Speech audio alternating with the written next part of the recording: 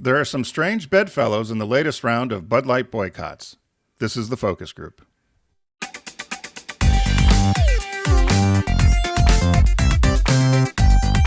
They're all business, except when they're not. It's the focus group with Tim Bennett and John Nash.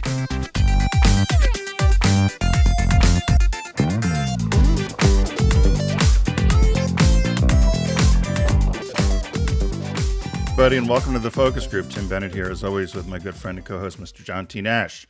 We are the focus group. Be sure to catch us here every Wednesday, where we stream through our Facebook and YouTube channels, or you can time shift, which most of you do, and you can find all of our media housed at focusgroupradio.com, including our podcast, which is released on Tuesdays, called TFG Unbuttoned. Please like us and follow along on your platforms of choice. If you're new to the program, as our show goes, John and I do a little hello and banter. We pick a news story that caught our eye for the week.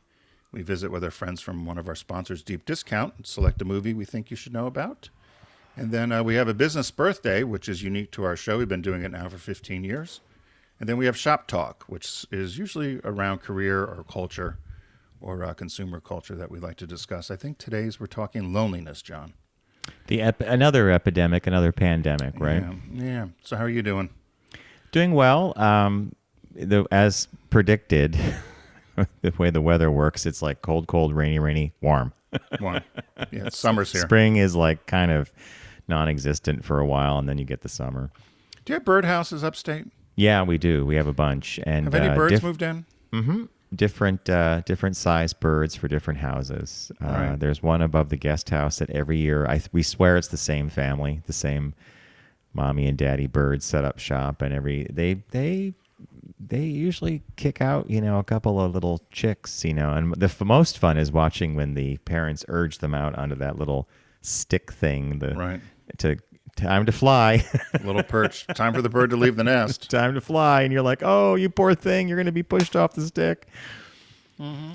And there's another bird that set up shop on our front porch. Bob had forgotten to put up these little keep away spike things, and a wren set up, and there's like 3 little chicks in the nest now. And the minute those chicks are out, Bob is like he's fixated on getting that out of there because there's bird poop, blah, blah, blah. I think it's adorable. And I know that all you need to do is either take a hose and clean the area down, then put the spikes up, and you're all set. But he's, dead set. We used to have, when I was at the boathouse in Philly, we had to put up screens for the pigeons because the pigeons would roost and nest. But I think a little wren is kind of cute, as you said. It's a nice little thing. Mm-hmm. It's safe and protected. And, I have birdhouses here, although I saw the wrens were making a nest in one of them. And then I haven't seen them in a while, and I don't know why. And then the other house, I haven't caught anybody going in yet, but I'm hoping, because year after year, I think I'm the same as you. I think it's the same family that's coming back.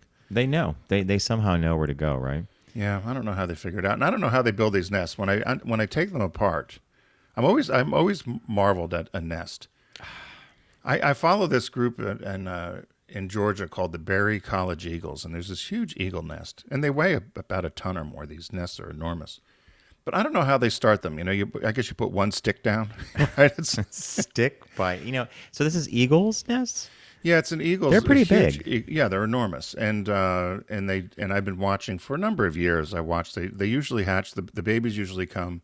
They do nest building and mating between November and December, at least down there because of the climate.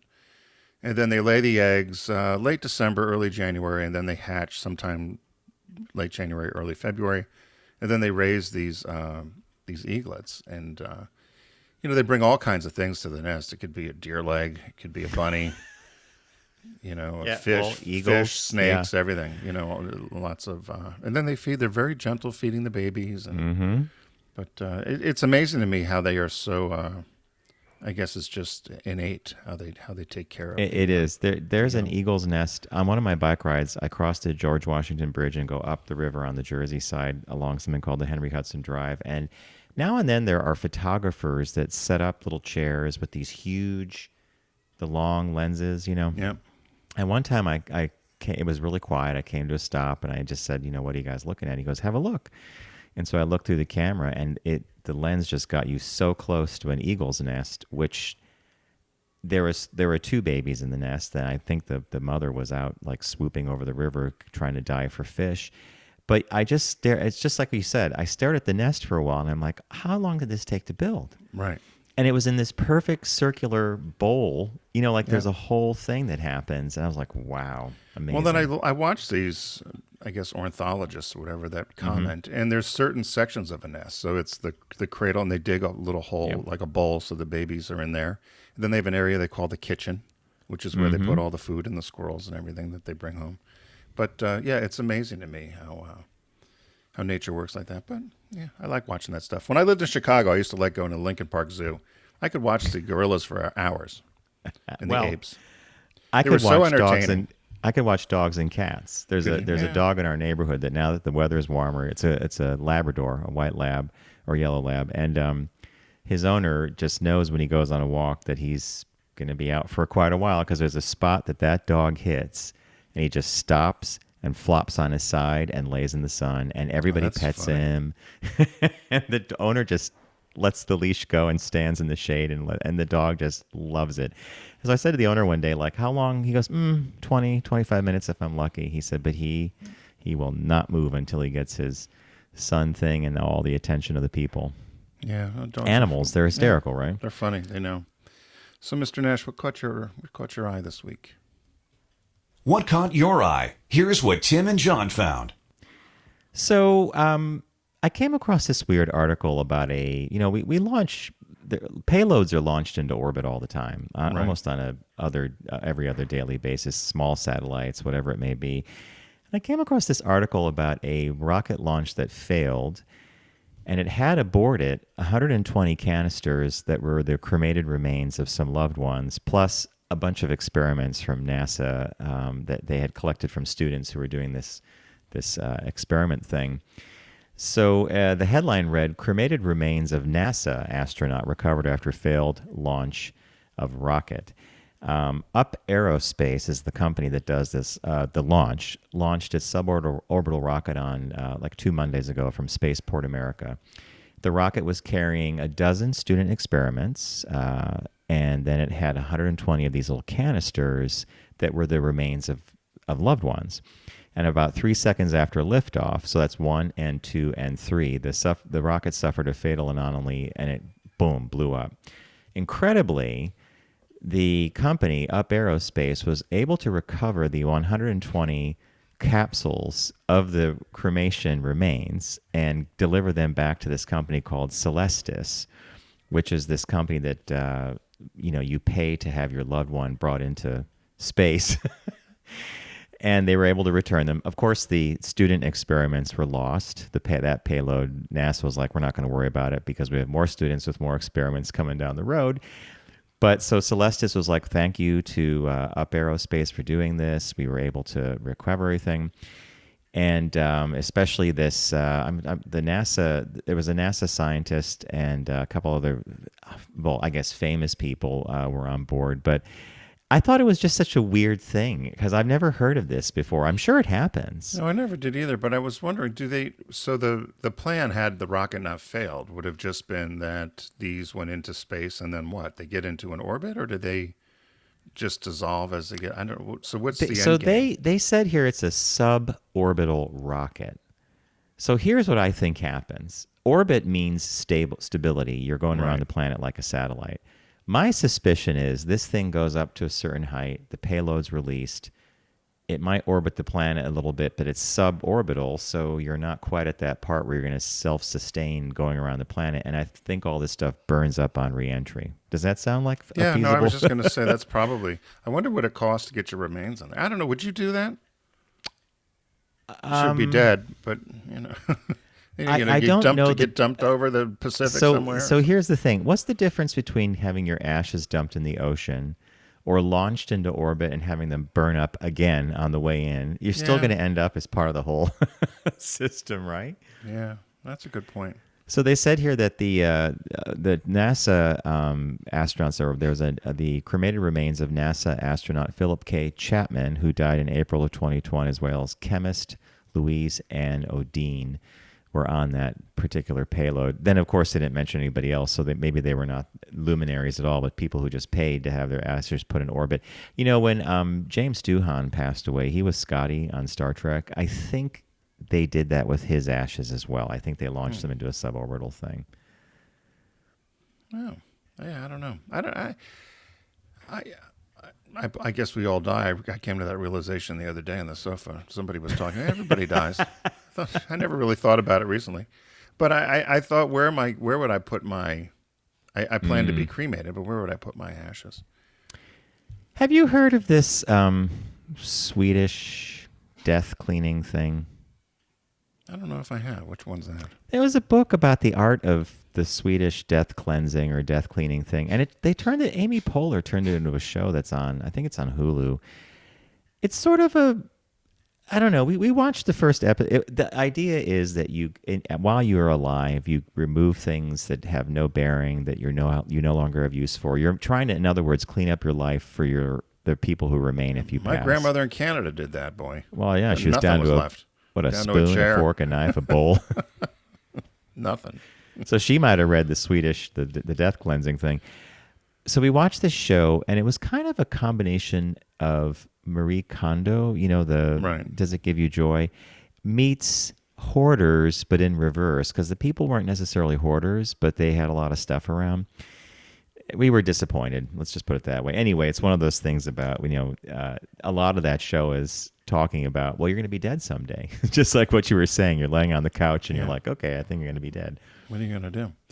My story is very different. It's more of a business story, I guess. But it surprised me because as I teased the show to start with about strange bedfellows for the boycott, the headline is Chicago gay bars boycott Anheuser-Busch as brewer shuns Dylan Mulvaney. So unless you live under a rock, you know that the conservatives and many people, they say here in the article, particularly over 50, get very exercised and tuned up by the fact that Anheuser-Busch had hired an influencer to talk about Bud Light and trying to modernize the beer that was struggling with sales, quite frankly, and remained flat. And so the influencer happened to be Dylan Mulvaney, who is trans. And they didn't like the fact that the beer had used her. And so there was all kinds of boycotts, Kid Rock and vice versa, or Kid Rock and a number of that ilk said they were going to boycott Anheuser-Busch. And so what has transpired, of course, is that the right has this boycott going on, and then this headline says Chicago gay bars now are also boycotting. Do you know why they're boycotting? Because Bud Light backed off pretty quickly, right? You're exactly right.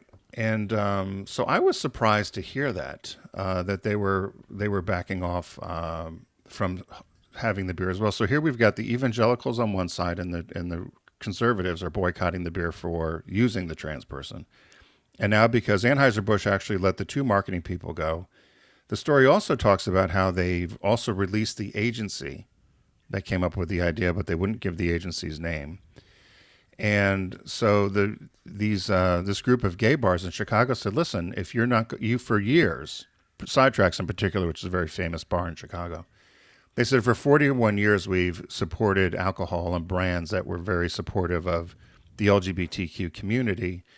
And if you're going to fall and crumble under this issue related to the influencer campaign, then we no longer want to have your beer as part of our selections at the bar. So they're boycotting now as well. I thought it was, I guess it reminded me a little bit when Coors Light remember the Coors Light? Oh, that was so long ago, right? Yeah. But, so they said they said they're mad at the CEO for revolving kind of a half-hearted statement. It was a milquetoast statement. Yeah. I agree. Yeah. They did say that, so Bud Light is also, or Anheuser-Busch is subsidizing some of these distributors that have been hurt most. They said sales have plummeted by more than 20% across the country, according to Williams Consulting and Nielsen. They said an upstate New York distributor who wanted to remain anonymous says his sales have fallen 27%. And two distributors in Florida and Texas have also seen significant decrease in sales. And so now Anheuser-Busch is trying to subsidize these companies because they said it doesn't only hurt the distributors, it hurts the truckers and all the other people that have to make the beer. So I thought here we go. We've got you've got the gay bars now joining up with the conservatives, and the one distributor I thought was kind of summed it up best. So he said, he said, we think it's going to level out. He said, we don't think it was handled well. He said his explanation from the regional office was that they send out hundreds of these influencer kits, and then influencers will do their little bit, and if something catches on, that's great. Well, I think that's a huge mistake as well. Can you imagine just willy-nilly sending out a bunch of things and hoping, without a lot of guidance, right? Which is what they made this sound like. You and I would never advocate for that, but they said this is what happens. And he said at the end of the day, he said, it's really the only blowback we got were people that were over their mid-50s or older. He said, I doubt we'll ever get them back. He said, but the people under 40, they just shrugged it off. They can't be bothered. So, do you agree? I would guess so. I mean, who honestly cares about who's shilling beer? It's beer. Yeah, it's not. Yeah. No, I was more shocked at the fact that they were. I was more shocked at the fact that it just said that this was part of a campaign where they just sent out to hundreds of influencers the kits. Yeah, and so let's see what hits. Throw it against the wall and see what hits. And in that case, you got what you deserve. Mm-hmm. If you think that the messaging was wrong. But I will say I've watched the Dylan Mulvaney thing a number of times. It was very innocent. There was nothing. I've seen it a couple times too, and it was like, what's the big deal? So here, that you don't have to go too far away from the problem to realize that what they're objecting to is not that Dylan Mulvaney promoted Bud Light. It's they're objecting to the existence of Dylan Mulvaney, right? So they're not going to come out and say that directly because that would really cement everybody's feelings that they're totally anti-LGBTQ, et cetera. But it's crazy, right? Yeah. No, I had somebody. There was a meme that was going around. I'll probably mess it up, but it said something about it's as much about drag queens and trans people as it was about water fountains. Yeah. And they said this is a much bigger issue. It's not about the bigger issue is, as you said, the right for these for trans people to exist. So it's the right, whatever you want to call it. I hate using the word right for these individuals. They found a topic that resonates with the base, and who cares if it's a fellow American that they're doing this to, a citizen of the United States, right? This is the part that I'm mystified by, because when you and I were growing up, your grandparents told you, mine told me, we're all equal in the town square. We're all citizens of the United States. We're Americans first. You know what I mean, right? Yeah, right. And, I've watched some of these morning shows, and they struggle, particularly people that were very former Republicans or conservative Republicans, which are basically moderates when it comes to social issues. And they struggle with it, too. And so the Republican Party's got a real comeuppance. I mean, there may be this week, we don't know yet, the rape trial for the president. Now, I doubt this one will ever get any money. By the way, I wanted to tell you, did you see who testified against Trump? No. Lisa Birnbach. She's she's the biggest person. Preppy Handbook, Lisa Birnbach? Right, to corroborate the story. She was, and somebody, I think it might have been, one of the shows said, they keep talking about her, and they said, nobody's ever saying that she was the one who wrote the Preppy Handbook. And I was joking with somebody. I said, John and I have had her on the show 3 or 4 times. I said, and she was a great, raconteur. She was great on show. And, but yeah, she's been the one. She was the one of the first people that this woman, E.G. Carroll, is that her name? Mm-hmm, yeah. I told about what happened to her. So she came in to testify. And I said to people, John and I have had her on the show. And I said, she's very believable. I would not, there's no reason for her to make anything up. And I said, I think her testimony was probably quite powerful. Well, so, you probably saw the taped deposition that he submitted. Yeah. For millions of years, stars for millions of years, stars. For millions of years. and Fred Flintstone. The 14 or 20 or 30% that love this man and think he's like sent by God to lead the country, they don't hear this and somehow think that there's a screw loose. Well, then he just about admits that he does this because he says, "You're not my type anyway." Mm. So if I was going to rape you, if I was going to rape you, I'm not going to rape you. You're not my type. He made a point of telling the lawyer that doing the deposition, and Did you happen to hear a clip that Howard Stern did? He was talking to Robin, like he was in studio, and he said, everybody thinks it's the worst deposition ever.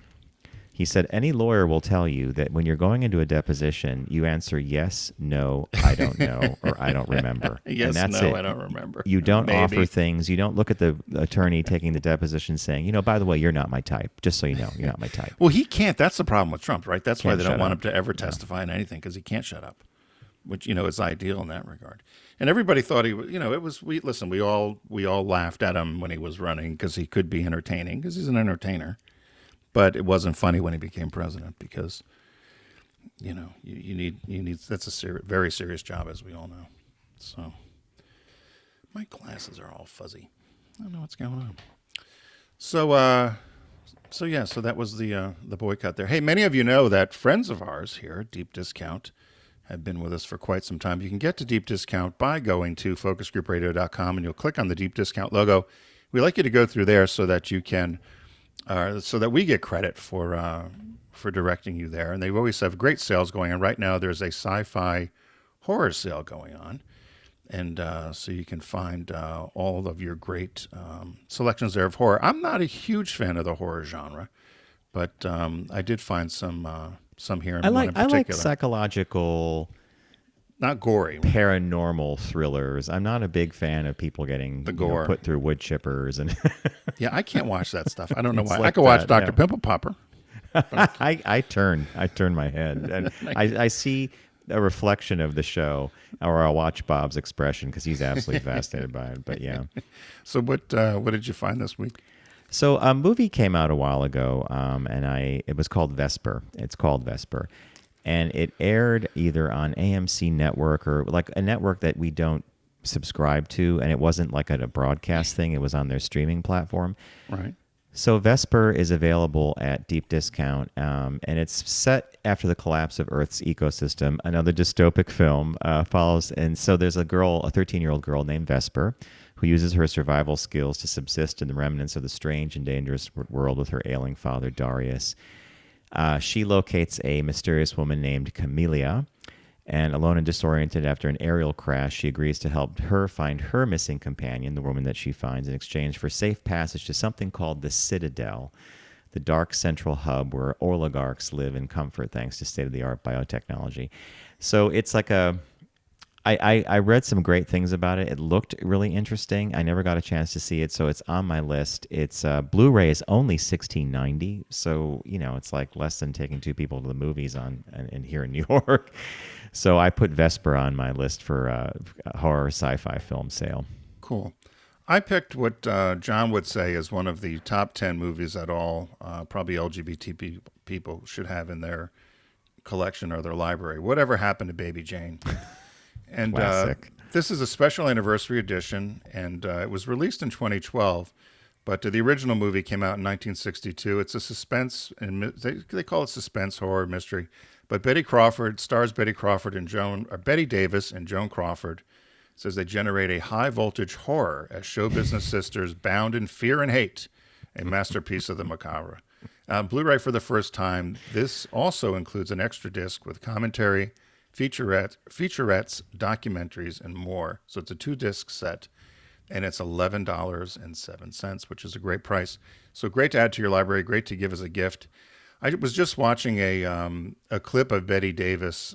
There's some great clips that are being released, and Betty Davis was talking to Johnny Carson, and he asked her what movies did she think she deserved to win for and so forth, and she always brings up she feels she was robbed. Yeah. And she was robbed, she said, because Joan Crawford actually had campaigned against her, and because she was Betty was up and Joan wasn't. And Betty says what Joan didn't understand is had I won, which I should have. She said had I won, the movie would have made that much more money, which would of course made us all more money.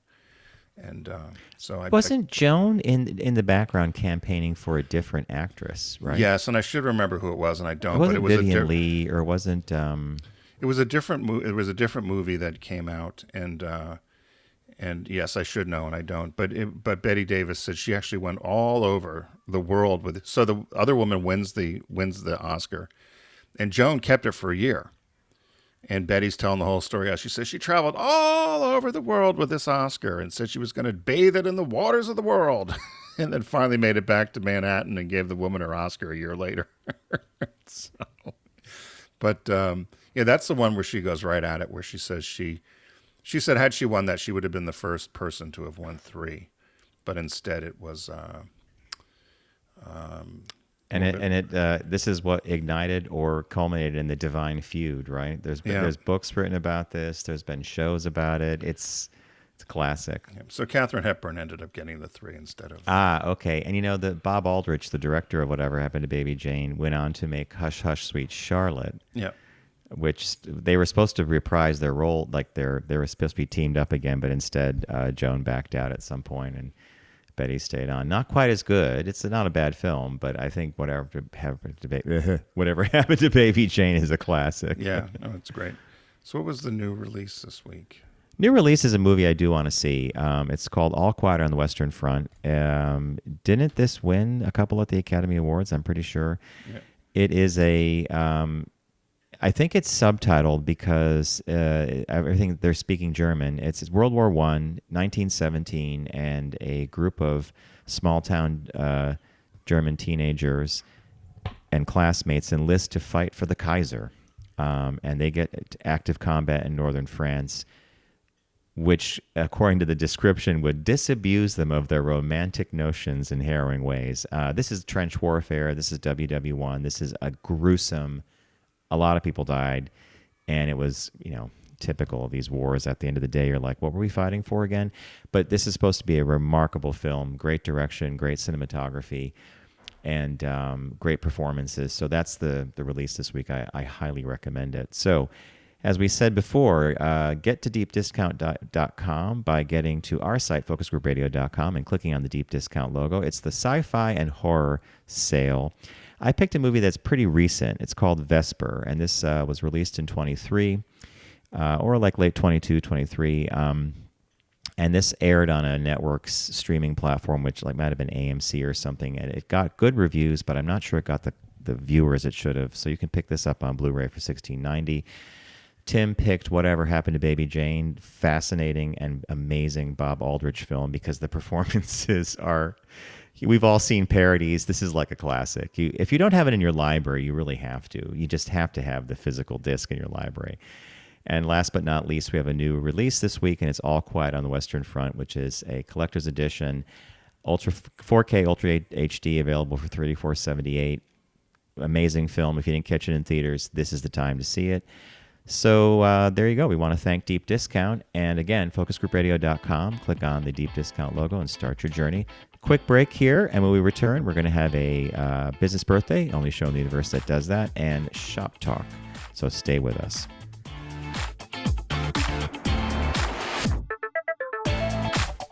You're listening to The Focus Group with Tim and John. Learn more at focusgroupradio.com.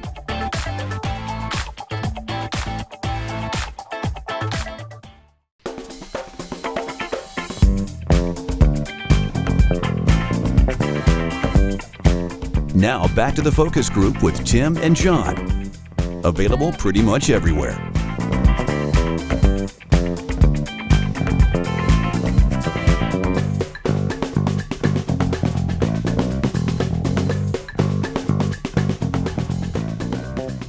Hello and welcome back to The Focus Group. Tim Bennett here, as always, with my good friend and co-host, Mr. John T. Nash. It's now time for our business birthday.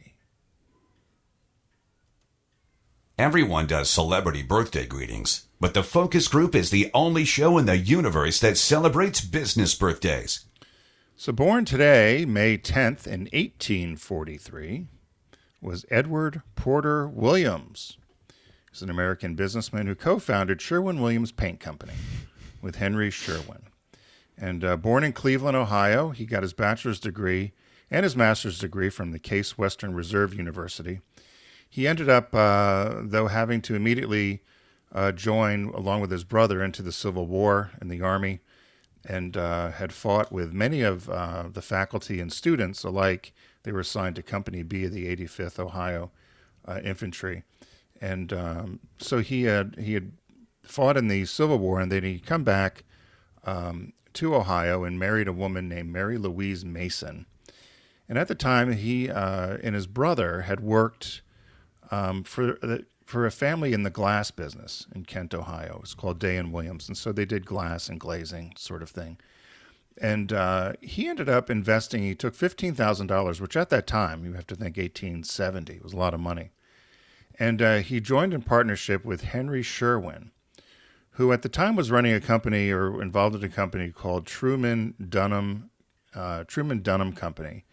And they were an importer and dealer of home decorating and furnishing supplies, which included paints, varnishes, oils, and pigments, brushes, and window glass, along with some other related products. And so they joined together and they renamed the company Sherwin-Williams. And Williams was better educated and had more of the business mind. So he was responsible for developing the sales staff. He also engineered the acquisition of some other companies that would end up joining, other paint companies that ended up joining to form Sherwin-Williams, which gave them a very strong foothold in the industrial and railroad car paint market. And at the time, paint was really not readily available to anybody. Instead, customers would have to go to a local merchant where they would just take pigments, oils, and stabilizers and mix them together to make an approximate color. Oh, and there was never anything that was exact. No guarantee that if you wanted a certain blue, it was going to be that blue, right? Okay. Right. They said it was a very expensive process and it wasn't reliable. And they said, think of it as trying to, and it would separate immediately. So they said, think of oil and water. If you had mixed that, or vinegar and water, or vinegar and oil, where it would bind for a little bit and then it would come apart. So they said they developed, because of his engineering background, he had developed improved pigment grinding, a pigment grinding process, which allowed particle suspension. I mean, this is getting in the weeds, but essentially, the chemical weeds, yeah. Right. Essentially, it would stop the separation so that you were able to produce pre-mixed, precisely color matched, and ready to use paints. So that was really their huge claim to fame. Aside from the fact that as they became the largest paint and coating manufacturer, or one of the largest in the world, they also invented the resealable can, which, you don't think about that, right? With brilliant, though, because it keeps the paint, right? Right. So they developed the resealable can, and also were able to, as I said, replicate these colors perfectly from lot to lot. So the company prospered in its first year with sales of $442,000, which was quite a bit. In latest records in 2020, the company reported revenue in excess of $18 billion. Wow. And they operate now in 120 countries around the world. And they have 2,600 retail outlets here in the United States. He died at 59 years old. He died young. He was reported to be a skilled whist player, and he had a masterful use of profanity. A whist? So I looked up whist.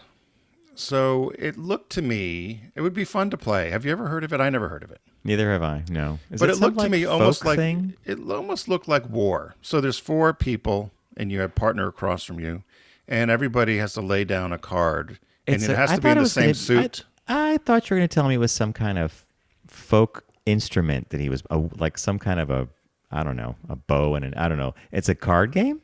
It's a card game.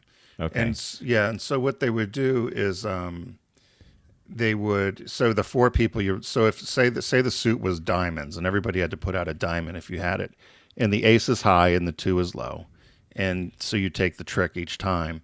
But if you don't have that card, you trump with another suit or something. I ended up going to YouTube to watch how to play.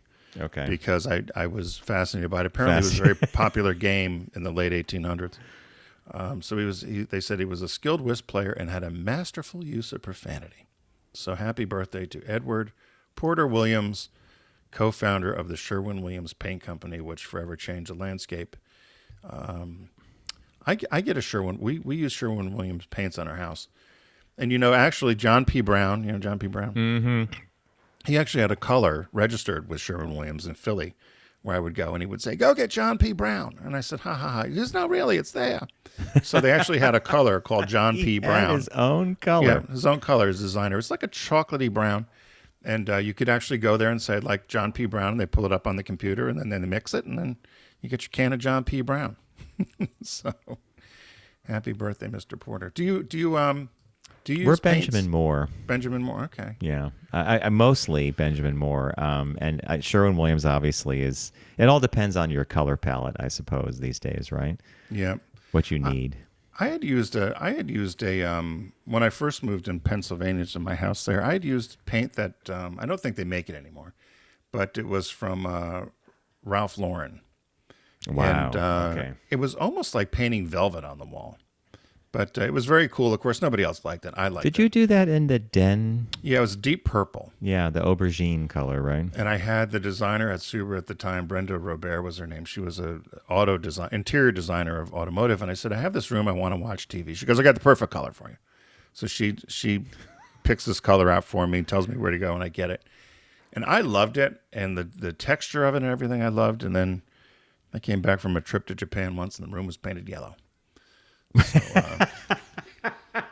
See, Tim, I remember the aubergine, and I loved the finish. Yeah, There's a look to it, and it was very like a relaxing room. It was dark, that's what it was but supposed not, to be, TV den. but not too dark because it was not black. It was like this beautiful, deep, purplish aubergine. I would do it again, although I've got peppercorn in the room I'm in now, if you're watching, which is a dark, dark gray.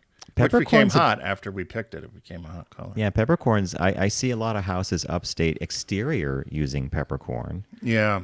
with black trim around windows and doors, and then sometimes they'll do a thing where they'll do a lighter. If they're doing that outside, they'll do a lighter roof color, like when they do the roofing. Right, like a copper roof or something. Right, that color. Mm-hmm. Yeah. I've seen the copper on that. Yeah, that's ching ching. Oh yeah.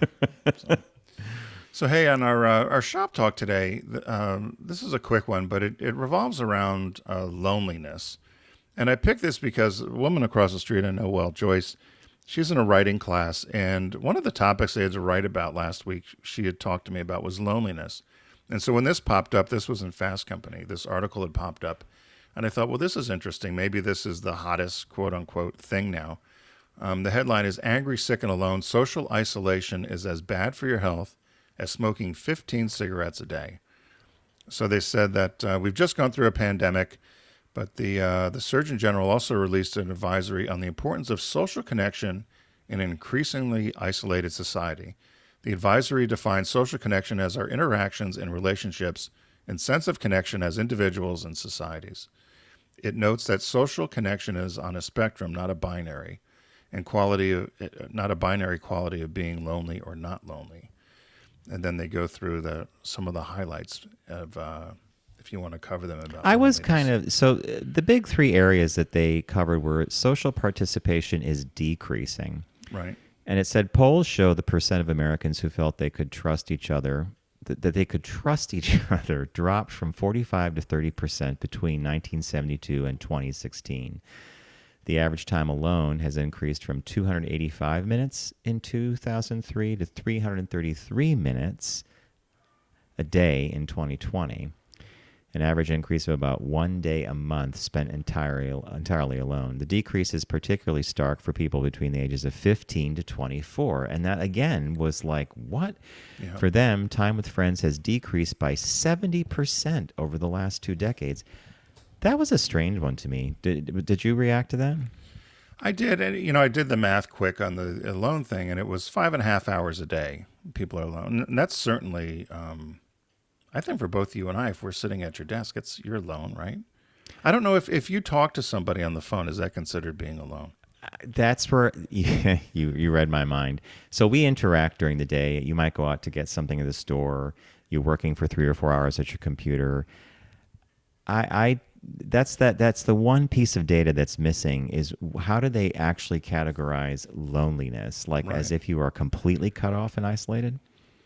It was funny because when I asked the neighbor across the street about this, she said that loneliness isn't necessarily about people around. No, that's true. Which I thought was also an interesting concept, because this really is about whether you have a connection or you're socially involved. And I have a number of friends where I get concerned about the fact that they spend an awful lot of alone time Yeah, I do by too. themselves. And I often worry about them because I'm thinking it does become... I know when I was down here at the beach and first moved here, like little Edie spending a winter in a summer town, I'd go 4 days and not really see anybody because I would just stay in and it's cold and I'd make my food and Spike and I would sit here and do my thing. And I do think it's a little bit. I joked that it's a little like The Shining, right? So you know, you become the Overlook Hotel. Yeah. Now, did you go over the health impact yet? no. So, in this article that Tim found, another statistic that's just incredible is social isolation has a profound impact on health. And this part is the one that just gets you. It's as damaging as smoking 15 cigarettes a day. That's almost a pack a day. Yeah. Or having 6 drinks a day. Loneliness increases the risk of heart disease and stroke by 30%. And chronic loneliness can increase the risk of dementia by 50%. It is also the strongest predictor of suicidality. I think that's how you pronounce that. Weird one, right? Yeah. No, that one I thought was frightening as well, and that goes hand in hand with people I know that are alone. And then it talks about also social isolation scales up to community impacts. And the takeaway for me on this, or on the whole article for me, was they said if we don't start coming together and tackling great challenges or whatever, we'll grow further apart. And that was the angry, sick, and alone sort of title of this. And I was trying to think, and there was a couple of movies I've discussed, Hidden Figures, for instance. And one of the things in that movie, aside from it being a cool movie, was fascinated by how the country really rallied around the space program. Yeah. And how everybody was interested in it, everybody rallied around it. And I thought in our lifetime, the one thing, though it was tragic, that we sort of rallied around as a country generally was 9/11.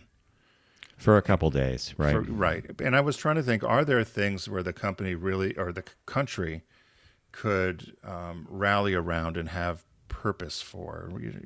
When we were growing up, the Russians were coming, right? It was communism versus democracy. Yeah. You bring up a great point. Climate change, for example, Right. doesn't have a face. It doesn't have a logo. It doesn't have an army. It's not invading. But it's so insidious, though, that it's going to affect lives for the next several decades.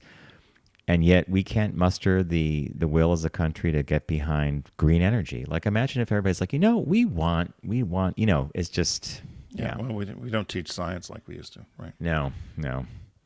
So, yeah. So that was, so the loneliness thing, Well, what was the final takeaway? Is that as you were hinting at this, that as a country, we need to be knitting. There needs to be more, like interconnectivity and less loneliness, because connected communities have fewer murders and greater economic growth. I mean, those two things alone, aren't we all complaining about that all the time? So. Well, and that's the whole thing. I over the weekend was shocked when I turned the TV. I had made a point of not having the TV on, and I turned it on Sunday, and I didn't really have the sound on, but I saw on the screen that they were going over a shooting, and I thought they were recapping what had happened in. That was Tennessee. And all of a sudden we're in a new one, a new mass shooting in Texas, and then the immigrants that got mowed over in Texas.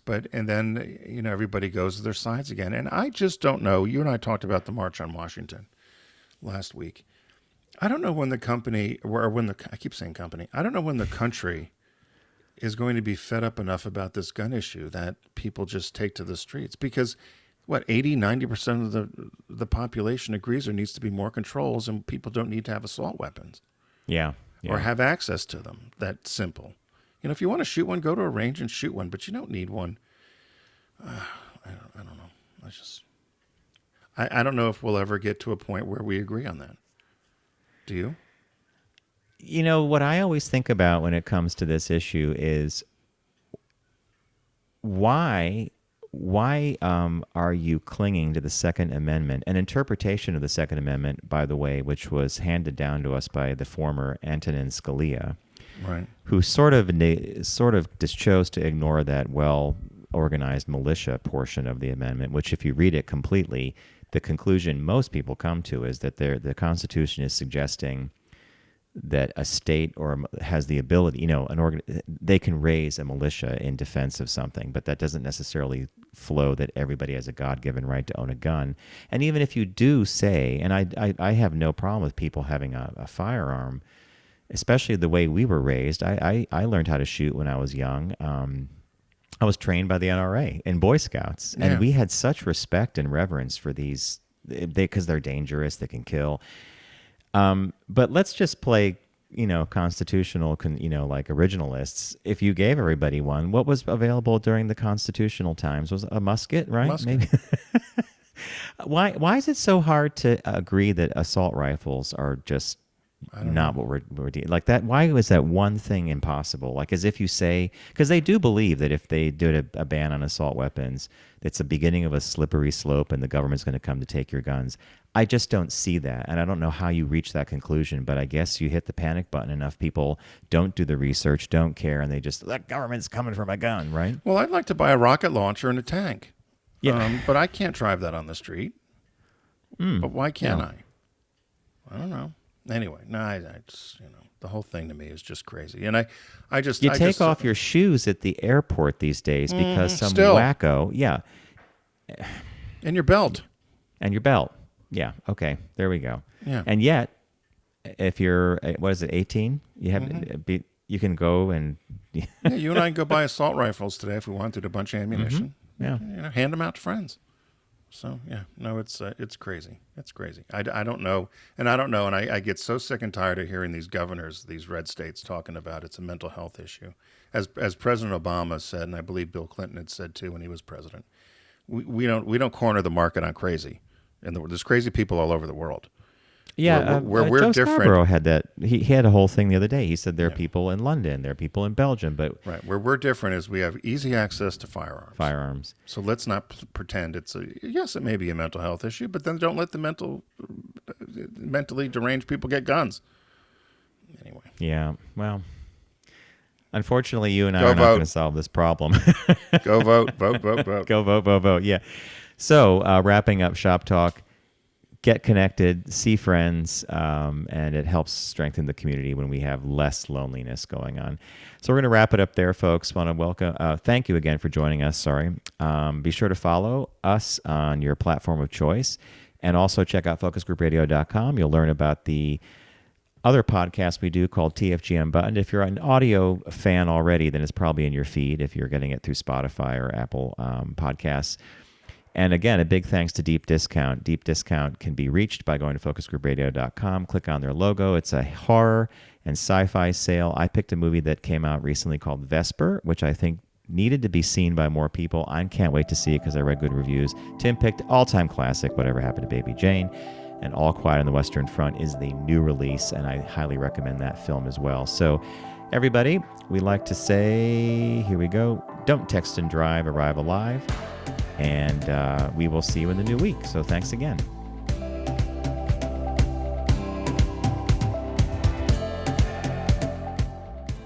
It's The Focus Group with Tim Bennett and John Nash. Accessible on all platforms. Subscribe, like, and rate us on your platform of choice. Learn more at focusgroupradio.com.